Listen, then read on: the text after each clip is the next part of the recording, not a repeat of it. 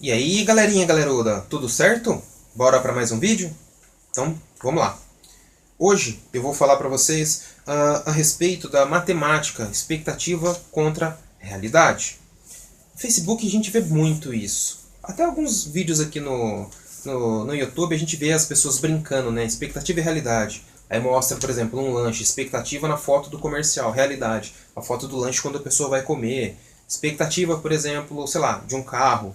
Aí realidade, você vai ver o carro, ele é, sabe, como se fosse aquela propaganda enganosa. E a matemática, muitos professores, muitas pessoas acabam vendendo essa ideia para vocês, de que a expectativa ela é totalmente diferente da realidade. Por que, que até na escola isso acontece? Isso acontece por vários fatores. Alguns deles, despreparo pedagógico do professor, ou até despreparo emocional, né? A pessoa que já vai psicologicamente abalada, preocupada com alguma coisa, ou a pessoa nova de carreira tem medo de ensinar, enfim. Isso daí também não vem ao caso. Outros motivos pelo qual a expectativa ela muda totalmente da realidade. Outros motivos, então, pelo qual a matemática da expectativa ela foge da realidade. Quando você está na rua, mercado, casa, família, amigos, etc., a matemática que ela é utilizada lá é o que a gente chama de matemática informal. É uma matemática, sabe, descomplicada, descontraída, livre de conceitos, de teoremas, de corolários, de várias outras coisas. Porém, na escola, ela não é ensinada desse jeito. Ela é ensinada com corolários, com teoremas, com várias outras nuances aí, com várias outras características que os professores, de fato, eles precisam mostrar para vocês. Mas, de uma certa forma, eu acho que a gente poderia dar uma melhorada nisso enquanto sala de aula. Porque, por exemplo, eu já vi professor pegar para explicar um conteúdo e não utilizar exemplos do cotidiano das pessoas.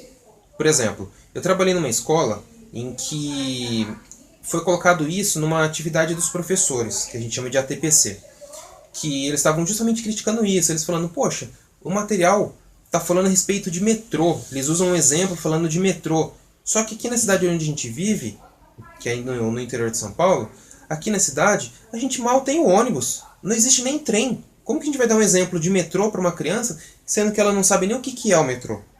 Então, a expectativa versus a realidade, ela acaba se distanciando por causa disso. Então, quando você vê algo da matemática na escola e achar estranho, não fizer sentido para você, faz esse questionamento para o professor. Fala, professor, me dá um exemplo aí do que isso pode funcionar na minha vida, no dia a dia, por favor. Ele vai pensar em alguma coisa sugestiva. Ou, se você estiver escutando e achar que talvez aquilo se aplique para um exemplo em especial, pode perguntar, fala, professor, isso daí que o senhor está falando, dá para fazer desse jeito aqui, assim, assim, assado? Ele vai te falar, não, é isso mesmo, ou não, não, não é. Aí ele mesmo vai pensar numa outra coisa para poder te explicar. Então, toda vez que a gente estiver falando expectativa versus realidade, é isso que está acontecendo no campo do ensino e aprendizagem da matemática. Porque muitos professores estão mais preocupados com o ensino do que com a aprendizagem. Ou eles estão tão preocupados com a aprendizagem que esquece da maneira de ensino. Normalmente, a maneira de ensino para eles dá a impressão de que a maneira científica de ensinar é a melhor maneira. Só que eles esquecem que estão trabalhando com crianças e adolescentes. E a bagagem cultural delas é muito mais reduzida do que dos adultos. E por conta disso, a matemática fica até mais difícil de ser entendida. Espero que tenham gostado do vídeo. Qualquer dúvida, sugestão ou reclamação até se você não gostou de alguma coisa e gostaria que mudasse, melhorasse ou aparecesse nos próximos vídeos, deixa aí nos comentários, dá aquela curtida esperta, compartilha com seus amigos aí, se inscreve no canal, ativa o sininho, porque se foi útil para você, pode ser que seja útil para mais pessoas, e isso é a recompensa pelo meu trabalho. Lembre-se, é feito totalmente gratuito, de vocês, por vocês, para vocês. Matemática descomplicada. Nos vemos por aí. Um abraço. Fui.